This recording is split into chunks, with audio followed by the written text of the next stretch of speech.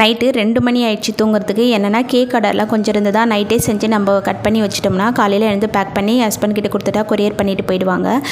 அதனால் நைட்டே 2 மணி வரைக்கும் உட்காந்து செஞ்சுட்டு அதுக்கப்புறம் தான் படுத்தேன். படுத்த உடனே தூக்கம் வரல. கொஞ்ச நேரம் உருண்டு பரண்டு அதுக்கப்புறம் தான் தூக்கம் வந்தது. காலையில் 6 மணிக்கு எப்பவும் போல் எழுந்தாச்சு. எழுந்து கொண்டக்கடலை வேக வச்சுட்டு கடைக்கு போயிட்டு வந்தேன்னா அடுப்பு ஆஃப் பண்ணிவிட்டு பார்த்தா சரியாகவே வேகலை. இன்றைக்கி ஆஃப் டேன்றதுனால குழந்தைங்களுக்கு காலைல டிஃபன் மட்டும் செஞ்சு கொடுத்து ஸ்கூலுக்கு அனுப்பி விட்டுட்டேன். மதியம் ஹஸ்பண்டுக்கு லஞ்ச் பாக்ஸ் கட்டுறதுக்கு இன்றைக்கி கொண்டக்கடலை குழம்போ அப்பளமோ பொரிச்சிருந்தேன்.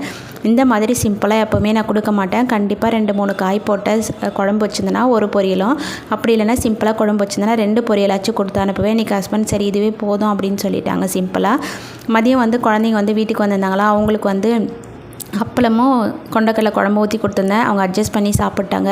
என்றைக்காவது ஒரு நாள் இப்படி தான் போகும். இன்றைக்கி உடம்பு ரொம்ப டயர்டாக இருந்ததா மதியம் சாப்பிட்டு படுத்து நல்லா தூங்கி ரெஸ்ட் எடுத்தாச்சு. நெக்ஸ்ட் டே எப்பவும் போல் சுறுசுறுப்பாகியாச்சு. பாய்.